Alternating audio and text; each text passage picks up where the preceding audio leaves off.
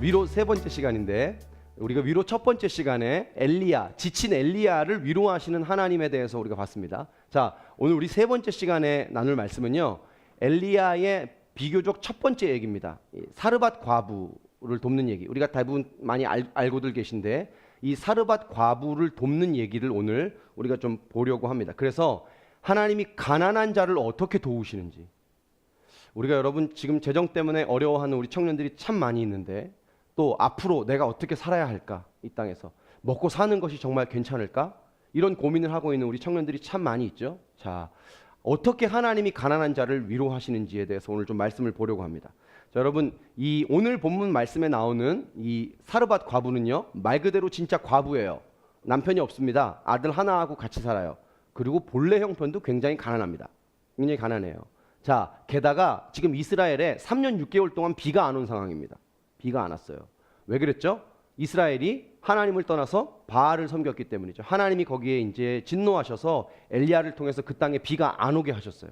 안 그래도 가뜩이나 가난한데 비가 안 왔으니까 무슨 농작물이 있겠어요? 먹고 살 게 아무것도 없겠죠? 자, 그래서 더 가난해진 상황이에요.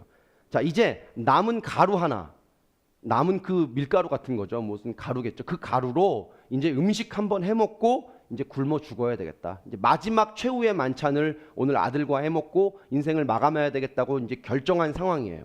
자, 이때 하나님이 엘리야를 보내셔서 사르밧 과부를 위로하십니다. 자, 여러분, 제가 말씀을 묵상하는데요, 이 사르밧 과부의 심정이 우리 심정인 것 같아요. 여러분 한번 잘 생각해 보세요. 사르밧 과부가 보는 거예요. 갑자기 어느 날부터 비가 안 오기 시작합니다. 오겠지. 걱정은 되지만 뭐 그래도 비가 안 오는 날이 있었으니까 올 거야. 그렇죠? 올 거야. 넘어갑니다. 근데 정말 계속 기다려도 비가 안 옵니다. 식량은 점점 떨어져 가는데, 통의 가루가 점점 떨어져 가는데, 기름이 없어져 가는데, 비가 와야 되는데, 에이, 그때 또 이렇게 생각했을 거예요. 이 음식 다 떨어지기 전에는 하나님이 비를 주실 거야. 내가 가진 거, 내 수중에 있는 통장 잔고 떨어지기 전에는 하나님 다 주실 거야. 채워주실 거야. 믿어. 그래, 또 넘어가자. 넘어갔습니다. 근데 정말 비가 계속 안 옵니다. 그리고 이제 마지막 한 번 먹으면 죽고 없을 음식, 식량 한 번 딱 남은 거예요. 무슨 얘기 하고 싶은 거죠? 이런 날이 올까 했는데 정말 와버린 거예요. 여러분, 이게 우리 마음이에요. 그죠? 에이, 주시겠지. 내가 가진 거 다 쓰기 전엔 하나님이 주실 거야. 근데 진짜 계속 기다려도 안 주시는 거예요. 재정이 안 풀어지는 거예요. 하나님이 약속을 주셨는데, 여러분, 하나님의 약속을 다 받으신 줄 믿습니다. 다 여러분 있으시죠? 하나님이 나를 도와주시겠다는, 재정으로 도와주시겠다는 약속을 분명히 우리가 예배 가운데 너무나 많이 들었잖아요. 약속을 주셨는데 이게 안 되는 거예요. 계속 비는 안 오는 거예요. 이때 우리 마음이 어려워지죠. 해결의 기미는 안 보이고 점점 내가 가진 통의 가루는 없어집니다. 기름은 없어져 갑니다. 오늘 이런 재정의 상황으로 고통당하는 분들이 많이 계신데요. 자, 오늘 그러나 여러분 기억할 수 있기를 축복합니다. 하나님이 사르밧 과부를 그냥 버려두지 않았다는 것입니다. 그리고 엘리야를 통해서 도우시고 위로하신 줄 믿습니다. 나는 오늘 재정 가운데 어려움 겪는 우리 지체들 가운데, 우리 성도들 가운데 하나님의 위로하심과 구체적인 도우심이 있기를 여러분 축복합니다. 자, 오늘 그래서 우리가 좀 봅시다. 두 가지를 볼 건데요. 하나님이 이 사르밧 과부를 어떻게 도우시나, 어떻게 위로하시나. 자, 첫 번째는 이겁니다. 엘리야를 보내셔서 하나님이 이 과부를 위로하십니다. 엘리야를 보내셔서. 자, 여러분, 이 오늘 8절 말씀 우리가 아까 같이 읽었는데, 8절 말씀에 보면 하나님이 엘리야를 사르밧 과부에게 보내세요. 자, 보내십니다. 근데 보내시고 나서 그 다음 얘기는 완전히 우리의 예상을 뛰어넘습니다. 자, 우리 오늘 본문 10절에서 12절 말씀 같이 한번 볼까요? 같이 한번 읽겠습니다. 시작. 그가 일어나 사르밧으로 가서 성문에 이를 때 한 과부가 그곳에서 나뭇가지를 줍는즉 이에 불러 이르되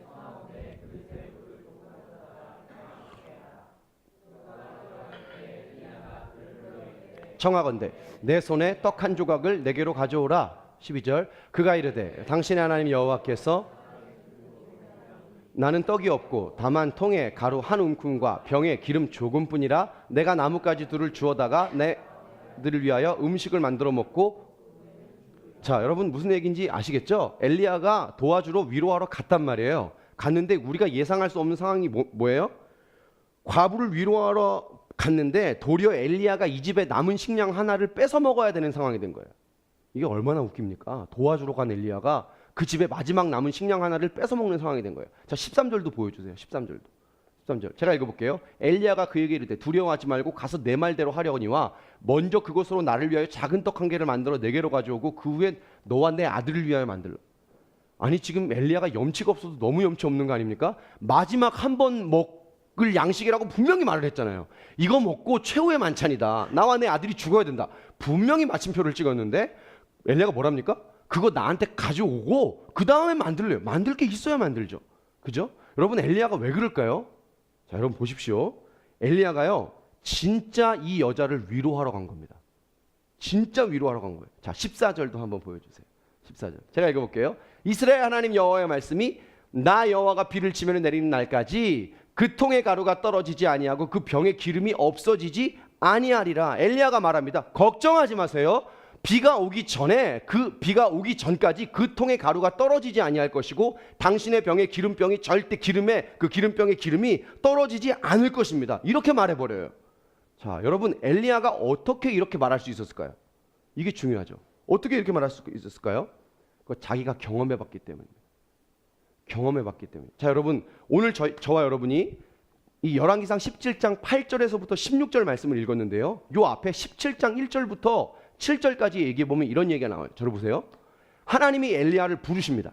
부르셔서 그 바알을 섬기고 있는 아합과 그의 부인 더 악독한 그 이세벨에게 찾아가서 하나님의 말씀이 없이는 이 땅에 비가 내리지 않을 거라고 선포하게 하세요.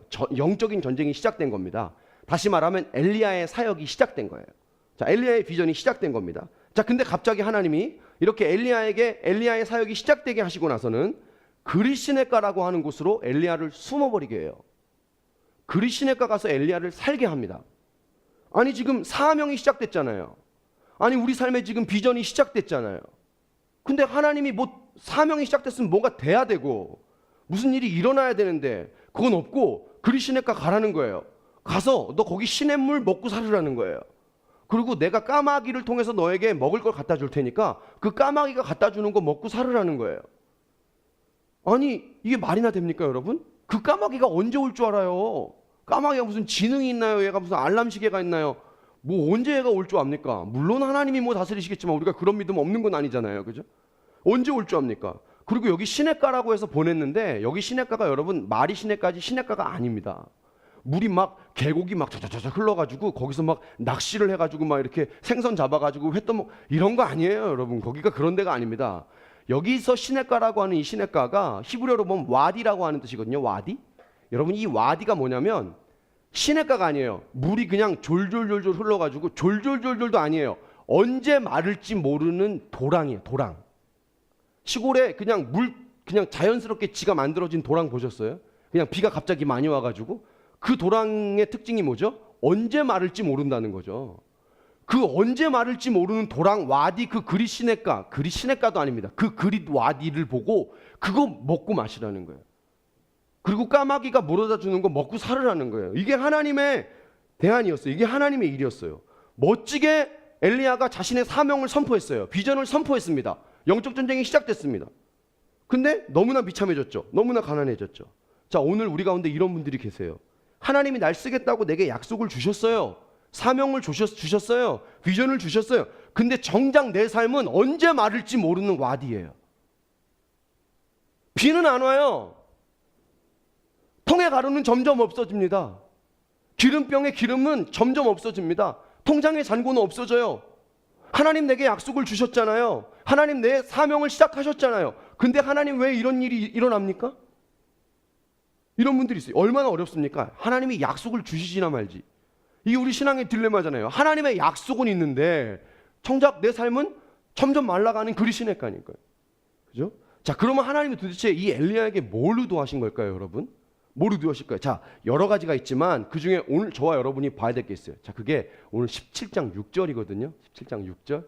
우리 17장 6절 같이 한번 읽겠습니다. 시작. 까마귀들이 아침에도 떡과 고기, 저녁에도 떡과 고기를 가져왔고 그가 자, 여러분 보여주세요. 계속 보여주세요. 이게 무슨 말입니까? 까마귀가 언제 올 줄 몰랐죠. 근데 이 까마귀가 정확히 때를 맞춰 옵니다. 아침에도 떡과 고기를, 저녁에도 떡과 고기를 가져왔어요. 형제 여러분, 고기를 하루에 몇 번 먹었다고 얘가요? 엘리야가요? 2번 먹었다고요. 아침에도 떡과 고기를, 저녁에도 떡과 고기를 갖고 왔어요. 언제 올지 몰랐던 까마귀가 정확하게 갖고 옵니다. 자, 시냇물도요, 언제 마를지 모르는 그 와디가 엘리야가 있는 동안에는 한 번도 마르지 않았습니다. 계속해서 그 시냇물을 마시게 됩니다. 여러분, 그리시네가에 하나님이 엘리야를 보내신 의도가 뭘까요? 이겁니다. 엘리야, 내가 너 굶기지 않는다. 엘리야, 내가 너 책임진다. 이거예요. 하나님이 이거를 말씀하시는 거예요. 할렐루야. 여러분, 오늘 말씀에 순종하셔서 여러분 가셨는데 여러분의 상황이 그리시네가예요. 여러분의 상황이 언제 마를지 모르는 와디입니까? 여러분, 우리가 하나님의 말씀에 순종해서 갔는데도 기억하십시오. 고난이 와요. 여러분, 하나님의 말씀에 움직이셔서 그 땅으로, 가나안 땅으로 갔는데 거기에 가뭄이 옵니다. 거기 갔는데 그리시네가인 줄 알고 갔는데, 시내가인 줄 알고 갔는데, 계곡인 줄 알고 갔는데 와디예요. 그런 상황을 만납니다. 예수 만난다고 고난이 없는 게 아니라는 얘기입니다. 근데 여러분, 그때 반드시 기억하셔야 됩니다. 하나님의 음성을 따라서 갔는데 완전히 아무것도 없는 광야고 와디와 같은 상황일지라도 우리가 뭘 기억해야 합니까? 하나님이 절대 나 굶기지 않습니다. 하나님이 나를 책임지신다는 것입니다. 믿습니까? 책임지세요. 굶기지 않는다는 것입니다. 여러분, 잘 들어보세요. 여러분, 엘리야가 본격적으로 사역이 시작되기 전에 반드시 먼저 이게 훈련되어져야 했습니다. 이 영역이요. 자, 왜 그럴까요, 여러분? 여러분, 하나님이 책임지는구나. 이거를 사실은 하나님이 의도하신 거거든요. 사역이 시작되기 전에 이걸 먼저 알게 하시는 거거든요. 여러분, 왜 그럴까요? 엘리야는요, 지금 하나님이 자기를 통해서 이 패역한 이 아합과 이세벨을 무너뜨리고 이 나라에 하나님의 나라가 오게 될 것을 막 꿈꿉니다. 좋습니다. 근데요, 엘리야는 여기에 너무 집중한 거예요. 나를 통해서 이 사역이 어떻게 되고, 나를 통해서 이 아합이 어떻게 무너지고, 나를 통해서 이 이세벨이 어떻게 무너지고, 자기가 어떻게 사역을 잘할 수 있고, 내가 어떻게 하면 더 크게 되고, 여기에 엘리야의 모든 관심이 다 있는 거예요. 다 있는 거예요. 근데 하나님이 정작 엘리야에게 의도하신 거는 그게 먼저가 아니었다는 거예요. 뭐였냐? 이거였다는 거예요. 하나님과의 관계였어요. 관계. 야, 너 어려운 상황에서도 내가 책임지는 걸 믿니? 야, 너 정말 힘든 그 와디 같은 그리시네가 같은 상황에서 내가 책임지는 것을 믿니? 하나님을 믿는 신뢰의 관계였습니다. 믿음의 관계였습니다. 하나님이 책임지시는 것을 믿는 믿음의 관계였다는 거예요. 하나님 이걸 원하셨다는 거예요. 그죠? 여러분, 왜 그랬을까요? 그의 사역에도 반드시 어려운 때가 오거든요. 엘리야가 비전을 멋있게 선포하고 갔지만, 엘리야가 엄청난 사역을 선포하고 갔지만 그의 사역에도 언젠가 고난이 찾아오거든요. 근데 그때 고난이 찾아왔을 때 하나님이 날 책임져 주신다는 믿음이 없으면 견딜 수가 없는 거예요. 하나님이 이걸 먼저 훈련하시기 위해 엘리야를 그리시네가로 보내셨다는 거죠. 사랑하는 여러분, 오늘 여러분의 삶이 여러분의 형편이 그리시네가 있습니까? 이게 얼마나 어렵습니까? 여러분, 중요한 것은 얼마나 내 삶에 빨리 하나님의 일이, 하나님의 약속이 시작되느냐가 중요한 게 아니라는 것입니다. 그것이 본격적으로 시작되기 전에 우리 안에 뭐가 시작돼야 된다는 거예요? 그리시네가에서 하나님이 나를 책임지신다는 믿음이 내 안에 먼저 준비돼야 하는 줄로 믿습니다. 하나님과의 관계. 어떠한 상황에서도 하나님을 바라보고 하나님을 신뢰하는 그 신뢰의 관계가 내 안에 먼저 준비돼야 하는 거예요. 이게 하나님의 의도예요. 이게 준비되지 않으면 어떻게 됩니까? 여러분이 멋진 비전을 가지고 하나님이 명령하시고 말씀하신 일에 그 일에 갈 때 고난이 찾아오면 견딜 수가 없어요. 그리시네가가 오면 다 도망가는 거예요. 그게 아닌 거죠. 그죠? 하나님 이것을 우리 가운데 훈련하기를 원하시는 거예요. 자, 여러분, 엘리야가요 1절부터 7절까지 이 그리시네가에서 이 믿음을 장착합니다. 이 믿음을. 그리시네가의 믿음을 장착한 거죠. 하나님이 책임지신다. 그리고 사르밧 과부에게 간 거예요.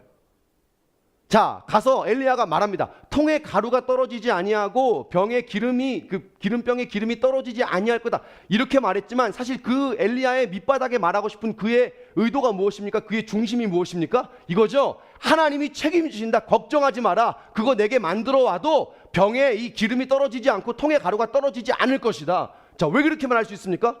내가 살아봤어. 사르밧 과부여, 내가 살아봤다.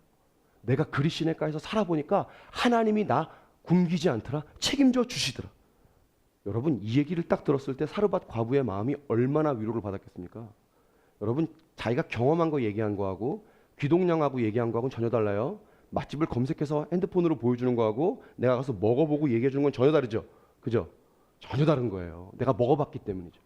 엘리야의 말에 파워가 실리는 거예요. 내가 그리 시냇가를 경험해 봤기 때문입니다. 하나님이 책임져 주신다는 것을 경험해 봤기 때문입니다. 여러분, 오늘 그리 시냇가에 계십니까? 통의 가루가 점점 말라지십니까? 첫 번째, 걱정하지 마십시오. 하나님이 책임지시는 줄 믿습니다. 분명히 여러분 기억하십시오. 내 삶을 하나님이 그리 시냇가로 보내시는 것은 하나님이 책임진다는 믿음을 장착하는 시간이에요. 하나님이 책임진다. 여러분, 이걸 믿어야 돼요. 하나님이 책임지신다. 믿습니까? 여러분, 진짜요. 제가 저를 봐도 그런데 우리가 진짜 믿음이 없어요. 하나님이 어떤 분인지 전혀 몰라요. 하나님이 나를 얼마나 생각하고 하나님이 나를 얼마나 사랑하는지 너무 몰라요. 너무. 그러니까 자꾸 실패감에 빠지는 겁니다. 그러니까 자꾸 정죄감에 빠지는 겁니다. 하나님을 모르기 때문에. 하나님을 아는 백성은 망하지 않습니다. 여러분, 호세아가 말하죠. 하나님 아는 지식이 없어서 망한다고. 여러분, 하나님 알기를 주려면 축복합니다. 하나님이 책임지세요. 그죠? 이것이 우리 그리 시냇가에서 준비되고 훈련돼야 하는 영역입니다. 자, 뿐만 아니라 우리가 그리 시냇가에서 이것이 준비되어지고 우리 안에 갖춰질 때 여러분, 그것을 가지고 기억하십시오. 또 다른 엘리야에게 가셔서 그것을 전해 주십시오. 또 다른 그리 시냇가에 있는 누구, 또 다른 사르밧 과부에게 가서 그것을 전해 주십시오. 그러면 아마 여러분이 경험했기 때문에 그 여러분의 전하는 그 메시지의 파워가 그 사람을 살리게 될 줄 믿습니다. 여러분, 이래서 교회가 필요한 거예요. 이래서 공동체가 필요한 거예요. 자, 지난주에도 이재용 목사님이 그렇게 얘기하셨죠. 가나안 성도, 안 나가 성도. 가나안을 거꾸로 하면 안 나가라고. 하나님과의 관계만 살아있으면 되지 교회가 뭐가 필요하냐고. 정말 모르는 얘기죠. 제가 혼자 절대 할 수 없는 거 두 가지 말씀드렸죠. 결혼은 혼자 못합니다. 신앙생활도 절대 혼자 못합니다. 내가 혼자 믿음 지킬 수 있다고 생각하면 착각입니다. 우리가 여러분 얘기를 다 들어보면요, 다 그리 시냇가 엘리예요. 다 사르밧 과부예요. 다 우리 형편이 그런 거예요. 근데 그 얘기를 우리가 함께 듣는 거예요. 함께 듣고 우리가 공감하고 위로하고 하나님이 비를 내리실 때까지 함께 위로하며 같이 가는 거예요. 그때 하나님의 위로가 우리 가운데 부어지는 거죠. 그죠? 어떤 사람들은 그래요. 이미 그 그리 시냇가를 넘어간 사람들이 있죠.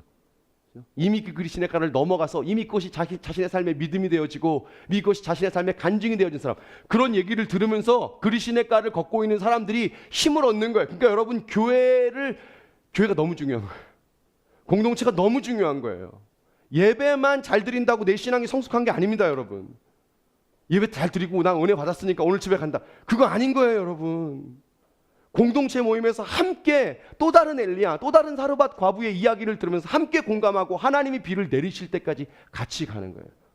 자, 그때 어떻게 되는 거죠? 우리가 계속 금요 철학 때 얘기하지만 다윗의 아둘람굴 같은 그 고난이 영적 헤브론이 되는 역사가 오게 될 줄 믿습니다.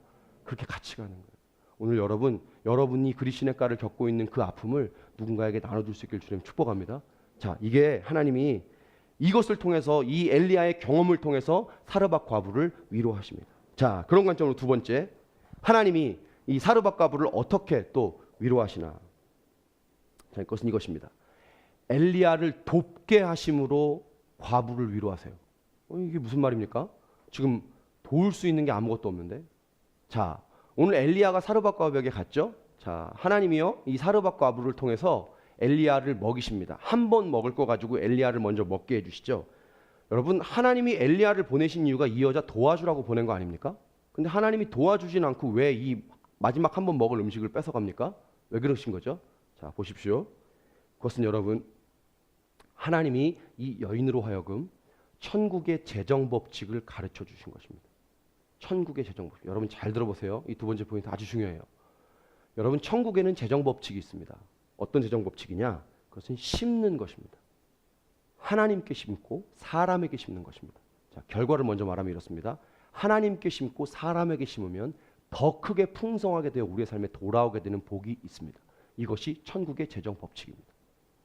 여러분, 간혹 그럴 때가 있죠. 나도 어려워 죽겠는데 하나님이, 야, 네가 도와줘.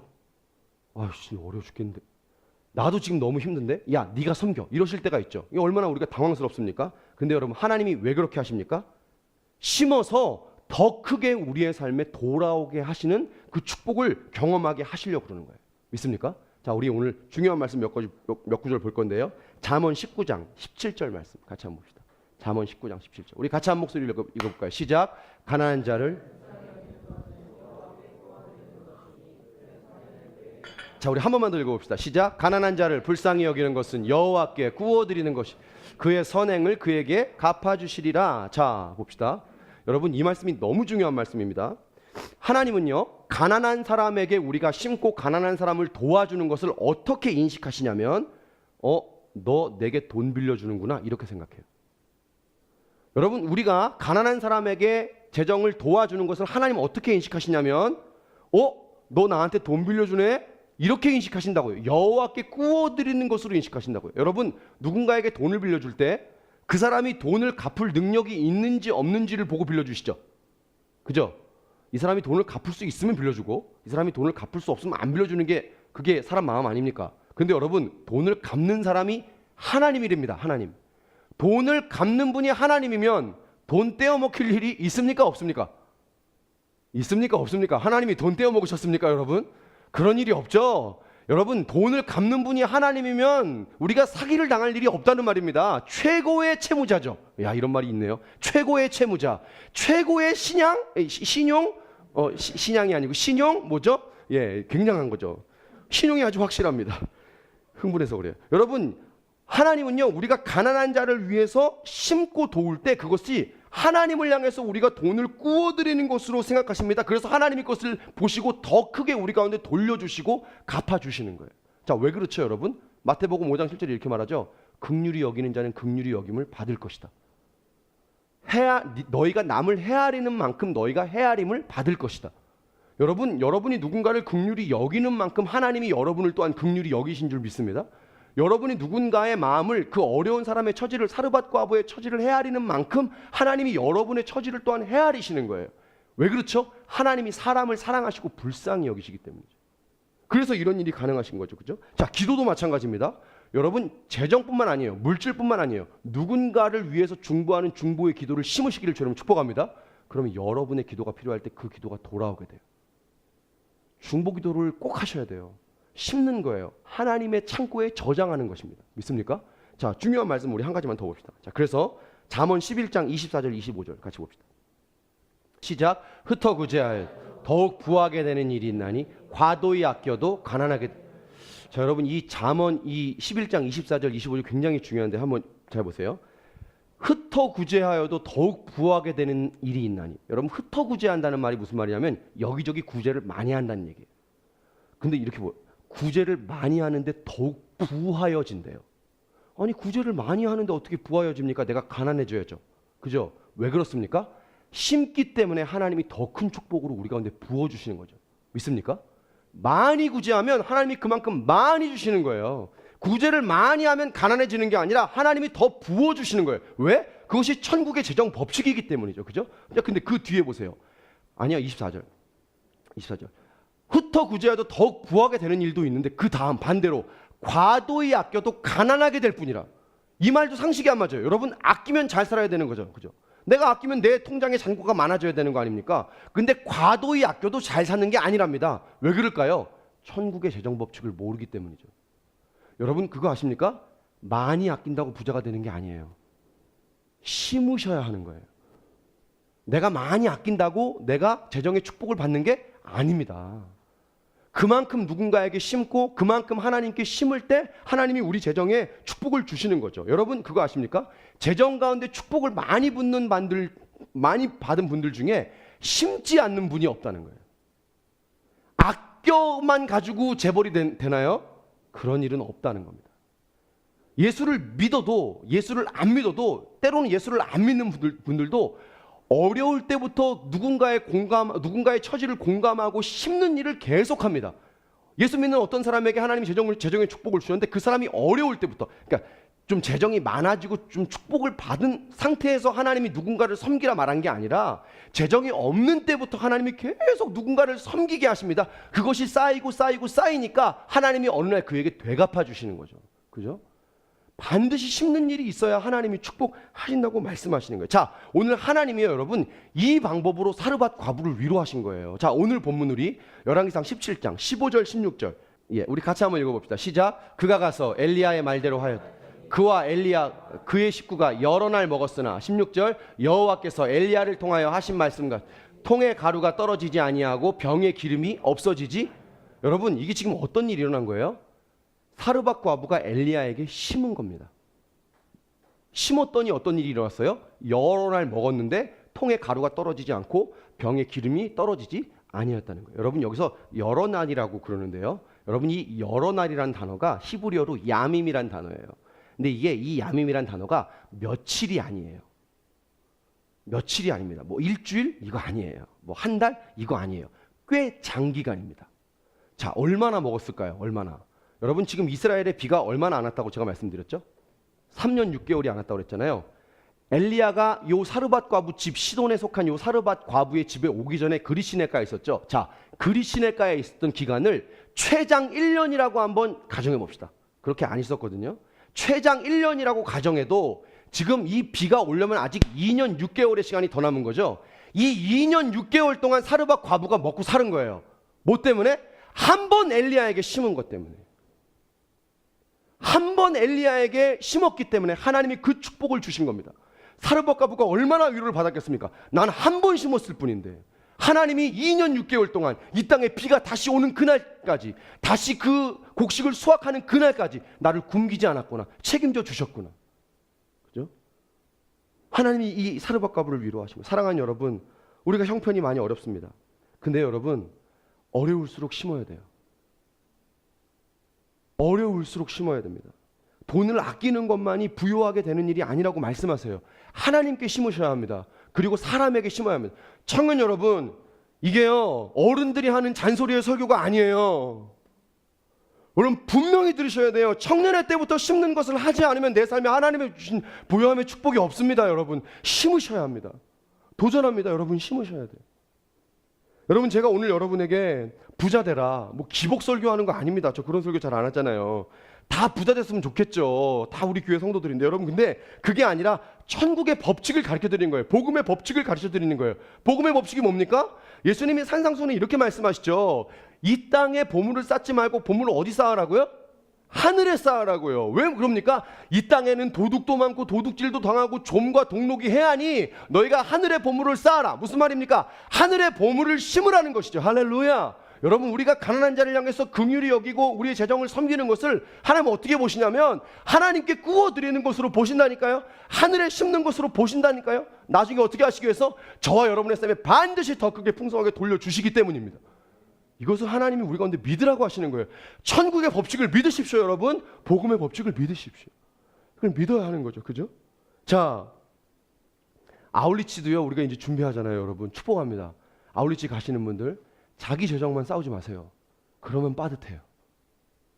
여러분 재정 싸움 하시는 거 수월하게 이 아울리치 갈 때마다 수월하게 여러분 재정 싸움 하실 수 있는 방법을 제가 가르쳐 드릴게요.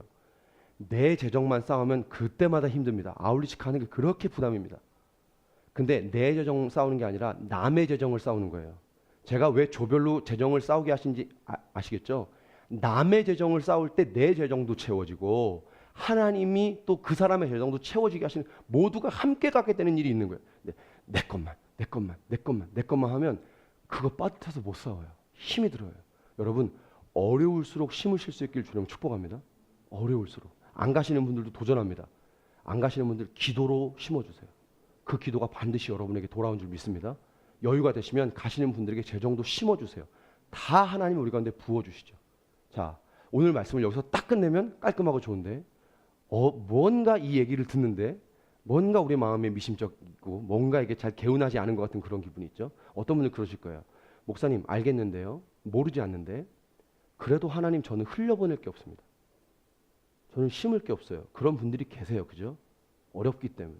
자, 그럴 수 있습니다. 자, 근데 오늘 전 여러분에게 오늘 요 얘기를 좀 하고 싶습니다.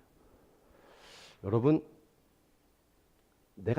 우리가 정말 가난한 것인지 아니면 내가 가난하다고 생각하는 것인지 잘 생각해 봐야 됩니다. 내가 정말 가난한 것인지 내가 가난하다고 생각하는 것인지. 자, 우리 디모데전서 6장 7절 8절 말씀 같이 한번 봅시다.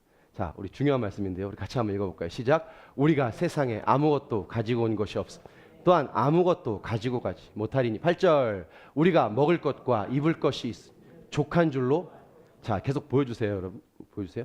자, 이 말씀이 왜 중요하냐면요. 여러분 잘 보십시오. 성경이 말하는 가난함의 기준이 나오기 때문입니다. 가난함의 기준이 저와 여러분이 생각하는 가난함의 기준이 아니고 성경이 말하는, 하나님이 말씀하시는 가난함의 기준이 나와요. 자, 성경이 말하는 가난함의 기준이란 뭐냐? 자, 8절이 이렇게 나오죠. 8절 보여주실래요? 먹을 것과 입을 것이 있은즉 족한 줄로 알 것이니. 여러분, 먹을 게 있고 입을 게 있으면 가난한 것이 아닙니다. 자, 끄떡이는 분도 있고 안 끄떡이는 분도 있습니다. 말이 됩니까, 목사님 그게? 자, 여러분 반대로 먹을 것이 없고 입을 것이 없으면 그건 가난한 거예요. 예. 근데 먹을 게 있고 입을 게 있으면 가난한 게 아닙니다. 예. 자, 그럼 물어봅시다. 우린 가난합니까? 안 가난합니까? 안 가난하죠. 그죠? 안 가난한데 여러분의 표정이 왜 그렇습니까? 예, 그 얘기를 하고 싶은 겁니다. 우리는 안 가난해요. 사내 집민 아니어도 먹을 음식이 있고, 다 여러분 옷 입고 오셨잖아요. 지금 옷 안 입고 와가지고 제 방에서 걸려있는 먼지 쌓인 옷 입고 나오신 분 없잖아요. 여러분 다 옷 입고 왔잖아요. 그럼 우리는 안 가난합니다. 안 가난한데 왜 가난하지 않다는 말이 이렇게 안 다가오죠? 기분이 별로 안 좋죠? 왜 그렇습니까? 목사님, 먹을 게 있고 입을 게 있다고 해서 어떻게 그게 가난한 이게 아닙니까? 왜 그런 거예요? 우리 마음에 만족함이 없는 거죠. 만족함이 없는 겁니다. 자, 여러분, 어떻게 먹는 게 있고 입을 게 있는 것으로 만족할 수 있을까요? 어떻게 그럴 수 있을까요? 자, 잘 들어보세요. 여러분, 복음을 정확하게 아셔야 돼요. 복음을. 자, 여러분, 도전합니다. 복음은 이것이죠. 하나님을 우리가 아버지로 고백할 수 있는 것이 복음인 줄 믿습니다. 동의하십니까? 하나님을 우리가 아버지로, 아빠, 아버지로 부르는 것이 복음이죠. 그죠? 자, 여러분, 한번 생각해 보세요. 아빠가 부자인 자녀가 지금 당장 자기 주머니에 돈이 없어요. 아빠는 부자예요. 근데 지금 자기 주머니에 돈이 없습니다. 얘는 부자입니까? 안 부자입니까? 부자예요? 안 부자예요? 얘는 부자예요. 자기 주머니에 지금 돈이 없어도 아빠가 부자기 때문에 얘는 걱정 안 합니다. 아빠가 부자인 애가 여기다가 땅 문서, 집 문서 들고 다니는 거 봤습니까? 안 들고 다녀요. 필요하면 아빠한테 전화하죠. 아빠! 야, 그런 아빠 됐으면 좋겠다. 엄마! 필요하면 전화하죠. 걔는 아빠 엄마를 믿기 때문에, 아빠 엄마가 날 책임지는 걸 알기 때문에, 아빠 엄마가 날 굶기지 않는 걸 믿기 때문에 걔는요 안 들고 다녀요. 그냥 빈 주머니로 다닙니다. 쩔레쩔레 다닙니다. 필요하면 가서 먹고, 뭐 못하면 그냥 엄마 전화해 여기 계좌 이체해줘 이렇게 하죠. 근데 반대로 어떤 애는요 주머니에 돈 뭉치가 있어요. 돈이 엄청 많아요. 근데 걔는 아빠가 없대요. 엄마가 없대요. 그럼 걔가 돈 뭉치 주머니에 갖고 있는 게 무슨 소용입니까? 걔는 가난한 애예요. 걔는 불쌍한 애죠. 여러분, 우리가 이걸 알아야 돼요. 우리가 예수를 믿음으로 하나님을 우리가 아버지로 모실 수 있는 복이 우리 가운데 주어진 줄 믿습니다. 하나님이 우리의 아버지라고요. 영접하는 자 곧 그 이름을 믿는 자에게 뭘 주셨다고요? 하나님의 자녀가 되는 권세를 주셨다고요. 우리가 하나님의 자녀입니다. 자, 그럼 우리가 예수를 믿음으로 인해서 더 이상 가난한 자입니까? 가난한 자가 아닙니까? 가난한 자가 아니에요. 하나님이 우리 아버지인데? 지금 당장 내 주머니에 뭐가 없어도 하나님이 우리 아버지인데 어떻게 내가 가난한 자입니까? 가난한 자가 아니죠. 자, 근데 보십시오. 근데 우리는 자꾸 우리를 가난한 자로 여깁니다. 이 얘기를 좀 다르게 하면 이렇게 한 거죠. 부모 없는 자식으로 자꾸 자기를 만들어요. 하나님이 아버지인데 부모 없는 자식으로 난 가난해. 여러분 아니라니까요. 하나님이 우리 아버지라니까요. 굶기지 않는다니까요. 그리시네가에서 책임진다니까요.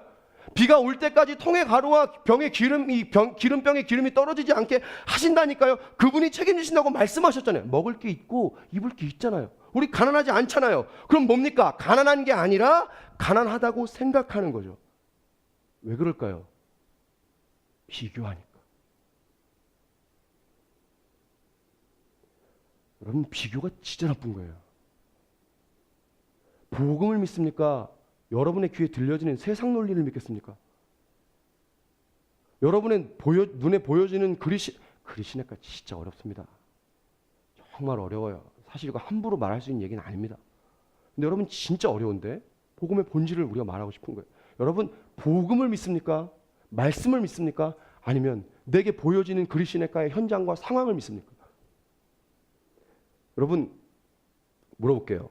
예수님 믿으면 다 천국 가는 줄 믿습니다. 여러분 이 사실 다 믿으십니까? 예, 우리가 예수님 믿으면 천국 가는 걸 다 믿습니다. 근데 예수님 믿으면 가난이 해결되고 질병이 해결되고 고통이 해결된다는 것은 안 믿습니다. 예수님이 우리를 천국만 가게 하신 게 복음이 아닙니다. 그가 찔림으로, 그가 질고를 짐으로 우리가 나음을 입었다고 말했어요. 그분을 믿는다는 건 구원받을 뿐만 아니라 죄인된 내가 천국에 가는 것뿐만 아니라 고아된 나를 자녀 삼아 주셔서 나를 먹이시고 입히시고 질병과 가난에서 구원해 주신 거예요. 믿습니까? 천국 가는 건 믿는데 이건 왜 안 믿습니까? 여러분, 우리가 가난한 게 아니에요. 가난하다고 나를 자꾸 여기는 거예요. 여러분, 선포합니다. 우리는 가난한 자가 아닌 줄 믿습니다. 하나님이 우리 아버지신 줄 믿습니다. 먹을 게 있고 입을 게 있는 줄 믿습니다. 하나님이 책임져 주시는 줄 믿어요. 근데 여러분, 왜 자꾸만 우리를 가난한 자로 여깁니까? 자, 이걸 이렇게 말합니다. 가난의 영이라고 말해요. 가난의 영. 가난의 영. 여러분, 이 한국 사회 안에 참으로 심각한 영적 병폐가 하나 있습니다. 그게 뭔지 아세요? 내가 가난하다고 생각하는 가난의 영입니다. 내가 가난하다고. 이게 어디에 많냐? 청년들에게 아주 많습니다. 기성세대에도 물론 있습니다. 기성세대에도 많습니다. 왜냐하면 근데 기성세대는 어쩔 수가 없어요. 왜냐하면 기성세대는 어려운 시대를 사셨거든요. 보릿고개를 사셨단 말이에요. 가난의 영을 안 받아들이고 싶어도 어쩔 수가 없어요. 그 시대를 살았기 때문에. 근데 여러분, 지금 청년들을 보세요. 어렵습니까? 우리가 그렇게? 아유, 물론 어렵죠. 실업률이 얼마입니까? 브렉시트 또 이래가지고 막 주가 떨어지고 난리가 났잖아요. 어렵습니다. 근데 여러분 한번 생각해 보세요. 60년대, 70년대보다 지금이 어렵습니까? 그렇지 않습니다. 여러분 정확하게 생각해 보세요. 지금 우리가 가난하고 없다고 빈곤하다고 느끼는 것이 절대적 빈곤입니까? 상대적 빈곤입니까? 상대적 빈곤입니다. 누구는 차를 뭐를 타는데 나는 그 차를 타지 못하기 때문입니다. 누구는 뭐를 먹고 사는데 나는 그걸 못하기 때문에 그런 것입니다. 상대적 빈곤이에요. 절대적 빈곤이 아니란 말입니다. 하나님이 우리를 고아와 같이 버려둔 자식으로 둔 게 아니라는 거죠. 그죠? 아니에요, 여러분. 여러분, 우리가 6,000원짜리, 7,000원짜리 커피를 매일은 아니어도 종종 마시잖아요. 예, 스모 가가지고 먹잖아요. 뭐 기본 커피에다가 휘핑 올리고 우유 넣고 뭐 그다가 뭐 토핑 몇 개 넣으면 그냥 사이즈 업하면 6,000원, 7,000원이 기본이에요. 밥값보다 커피가 더 비싼 시대입니다. 우리가 그걸 자주는 아니어도 종종 먹어요. 자, 여러분 가난합니까? 저기 어제 이제 막 날파리가 생겨가지고 이제 저기 뭐죠? 일회용 그 쓰레기 이제 분리수거 해가지고 이제 다 버렸어요. 거기 대부분 분리수거 하면 그 일회용 그 쓰레기 안에 뭐가 있는 줄 아세요? 커피 케이스예요. 우리가 일주일에 먹는 커피값이 얼마입니까? 자, 여러분 가난한 게 아니에요. 가난하지 않습니다. 가난하다고 생각하는 것입니다. 자, 제가 오늘 여러분에게 심는 것을 말씀을 드렸잖아요. 구제에 대해서 얘기를 좀 했잖아요. 보세요. 제가 이 가난의 영을 얘기했는데 조금 어려운 얘기인데요. 여러분, 이 가난의 영에 사로잡히면 이렇게 생각합니다. 아무리 부자여도 자기는 가난하다고 생각해요. 아파트 100평짜리에 삽니다. 100평짜리에 차를 10대를 끌어요. 근데 자기는 가난하다고 생각해요. 이런 사람은 어떻게 할까요? 자기가 가난하다고 생각하기 때문에 남을 도울 여력이 없습니다. 왜요? 차 10대에 기름을 넣어야 되는데 한 대만 넣어도 되는데 내 몸을 10개로 쪼갤 수 있는 것도 아닌데 10대의 기름을 넣어야 되기 때문에 남을 도울 수 있는 여력이 없다고 생각합니다. 가난의 영에 휩싸이면 재벌인데도 나는 가난하다고 생각해요. 여러분, 이 가난의 영이요 참으로 무섭게도 교묘합니다. 목회자가 가난의 영을 가지면 어떻게 될까요? 보이는 모든 게 시험거리입니다. 건물이 왜 이래 이거? 아유, 이 벌레 이거. 아유, 빨리 지상으로 올라가야지 이거. 답답해 죽겠는데. 지금 누구 얘기를 하는 것 같죠, 그죠? 보이는 게 다 시험거리예요. 자, 목회자가 가난의 영에 휩싸이면 어떻게 되는 줄 아세요? 내 교회, 내 성도 절대 뺏기면 안 돼. 절대 뺏기면 안 돼. 여러분 분명히 말씀드립니다. 자기 교회밖에 모르는 목회자의 교회는 절대 성장하지 않습니다. 네 교회, 내 교회가 어디 있습니까? 다 하나님 나라죠. 믿습니까? 다 하나님 나라죠. 다 잘 돼야죠. 어떻게 깊고 넓은 교회만 잘 됩니까? 하나님이 역사해 주셔. 이 시대 모든 청년 교회가 다 부흥하게 될 수 있기를 주님 축복합니다. 여러분들 제가 이렇게 멋있게 선포하는데 저도 내 교회밖에 안 보일 때가 너무나 많아요. 얼마나 부끄러운지 몰라요. 내 교회밖에 모르는. 그러면서 제가 설교를 준비하는데 하나님이 한 사건을 떠올리게 하시더라고요. 자, 작년에 저희가 말레이시아 아울리치를 다녀왔잖아요. 저희가 그 정글에 가가지고 이제 한 일주일 머물렀는데, 며칠을 머물렀는데, 저희가 정글교회 두 번째 방문했을 때 한 교회가 지붕은 있는데 옆이 다 뚫렸었죠. 그죠? 그래서 말레이시아는 이제 막 정글이고 뭐 이렇게 동남아시아니까 스콜이 막 장대비가 막 하루에 몇 번씩 오는데 이 바람이 불면 다 들이치는 거예요. 그때 막 저도 맞았던 기억이 있거든요. 막 다 들이쳐요. 그래서 제가 그때 선교사님께 여쭤봤어요. 이게 왜 그러냐? 그랬더니 그게 아니라 이게 본래 공사비를 다 지불했는데 이 공사하는 업체 사람들이 이 돈을 띄어 먹었다는 거예요. 그래가지고 지붕만 제대로 됐다는 거죠. 그래서 이 옆에를 막으려면 돈이 얼마나 필요합니까? 선교사님 그랬더니 한 300만 원 필요하대요. 아, 이거 얼마 되지도 않잖아요. 300만 원이면. 그래가지고 아, 그때 내가 할까? 에이, 내가 우리 교회가 할까? 에이, 에이, 아니야. 우리도 어려운데 뭐. 이러면서 제가 그냥 넘어갔어요. 근데 제가 지난주에 부산에 집회가 있어가지고 설교하러 내려갔다가 한 친구 목사님을 새로 알게 됐는데요. 그 목사님이 부산의 개척교회를 개척하셨는데 우리랑 규모도 비슷하고 연수도 비슷해요. 한 3년 됐나? 근데 그 교회 얘기를 밥 먹으면서 잠깐 듣는데 그 교회는 사명이 있더라고요. 뭐가 사명이냐면 선교가 사명이래요. 선교가 사명이래요. 그래가지고 교회는 똑같이 우리랑 3년 됐는데 선교지를 성도들이랑 벌써 20번 나갔대요. 우리 몇 번 나갔나요? 20번 나갔대요. 20번. 3천만 원인가? 선교지에 교회 하나 지었대요. 와, 제가 대단하다고 그랬어요. 근데 제가 밥 먹다가 진짜 깜짝 놀랐어요. 다음 달에 어느 건물에, 새 건물에 한 층을 사서 들어간대요. 사서. 제가 그 얘기를 듣는데 너무 충격을 받는 거예요. 그러면서 저한테 그러더라고요. 목사님 교회 음향이 좋으니까 목사님 교회 음향 배우러 한번 오겠습니다. 그 얘기를 하는 거예요. 제가 여러분 KTX를 타고 서울에 올라오는데 얼마나 부끄러운지 아세요? 여러분 오해하지 마세요. 그 교회가 새성전 사가지고 갔다는 게 제가 부러웠다는 게 아닙니다, 여러분. 제가 뭐가 부끄러웠냐면 내가 가난의 영에 사로잡혔던 게 너무 부끄러웠다는 거예요. 나는 개척교회 목사, 난 가난한 목사. 내가 누굴 도와줘? 도움을 받았으면 받았지. 내 형편에 누굴 도와주냐? 내 안에 얼마나 이 찌질한 영이 있는지요. 참 찌질하더라고요. 여러분 제가 지금 물론 제 삶에도 물질을 훈련하는 시간이기 때문에 아껴 써야 되겠죠. 근데 여러분 그거 아십니까? 아껴 써야 되는 거하고 찌질한 건 다르더라고요. 제가 너무 찌질한 거예요. 내 교회, 내 성도, 우리 교회 건물, 우리는 언제 여기서 어떻게 되고 언제는 어떻게 되고. 근데 똑같은 교회인데 그 교회는 열방을 향해서 누군가 더 어려운 교회를 향해서 선교사님을 향해 눈을 돌리고 있는 거예요. 그 교회가 새 교회 사서 갔다는 게 부러운 게 아니라 그 믿음이 있는 게 너무 부러운 거예요. 선교하면 필요하면 하나님이 채워주시는구나. 하나님이 더 어려운 자들을 흘려보내면 하나님이 채워주시는 그 믿음이 있으니까 나갔겠죠. 그 목사님이요. 자기 노트북이 새로 산 게 있었는데 선교사님이 노트북을 15년 썼대요. 노트북을 15년 쓸 수 있나요? 야, 그 노트북이 15년간 살아있다는 게 기적 아닙니까? 그죠? 걔가 전원이 켜지는 게 기적이죠. 어떡합니까 그거? 줬답니다. 그거 주고 왔답니다. 와, 대단한 믿음이다. 내가 산 노트북이 일주일밖에 안 됐는데 그걸 주고 오는 거예요. 믿는 거죠 정말. 하나님이 심으면 내게 채워주신다는 걸 믿는 거죠. 그 믿음이 내게 없는 게 너무 부끄러운 거예요. 내가 너무 믿음이 없구나. 하나님이 정말 그리 시내까지 날 책임져 준다는 걸 내가 정말 내가 못 믿는 거야. 너무 그게 부끄러웠어요. 여러분, 이게 오늘 가난한 자를 위로하신다는 얘기하고 어떻게 연결될까요? 이 얘기만 하고 기도합시다. 여러분 들어보세요. 우리에게 반드시 재정이 열리고 형편이 열리는 회복이 반드시 필요한 줄 믿습니다. 반드시 필요합니다. 근데 여러분, 재정이 회복되기 전에 먼저 우리 안에 회복돼야 되는 게 뭘까요? 그건 실은 내가 가난한 사람이 아니라는 정체성의 회복이에요. 하나님이 내 아버지라고 하는 정체성의 회복이에요. 여러분, 복음을 만나면 뭐가 달라집니까? 복음을 만난다고 환경이 확 갑자기 달라집니까? 복음을 만난다고 없던 길이 확 갑자기 열립니까? 아니라는 거죠. 복음을 만나도 환경은 그대로고 형편은 그대로일 수 있습니다. 근데 뭐가 달라지는 겁니까? 내 정체성이 달라지는 거예요. 하나님 날 책임져 주시는구나. 내가 하나님의 자녀구나. 하나님이 굶기지 않는구나.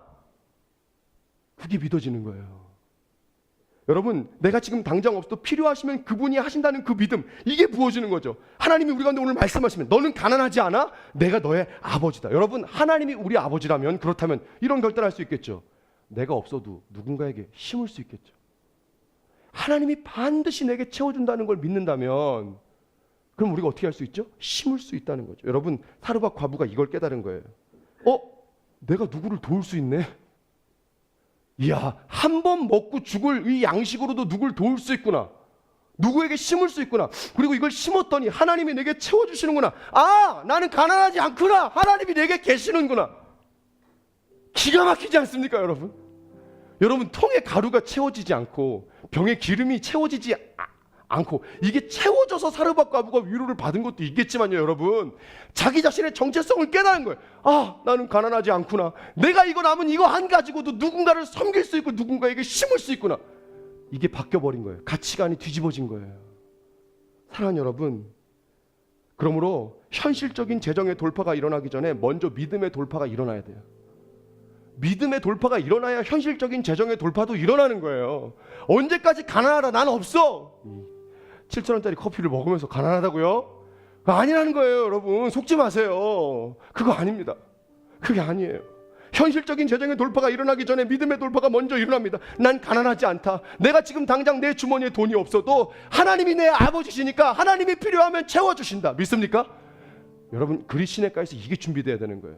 3년 6개월 동안 비가 안 오는 동안 이게 우리 가운데 부어져야 하는 거예요. 여호와는 나의 목자시니 내게 부족함이 없으리로다. 여호와는 나의 목자시니 내게 부족함이 없구나. 하나님이 나와 함께 하시는구나. 내게 말씀의 영으로 기름을 부어주셨구나. 이걸 믿는 거예요.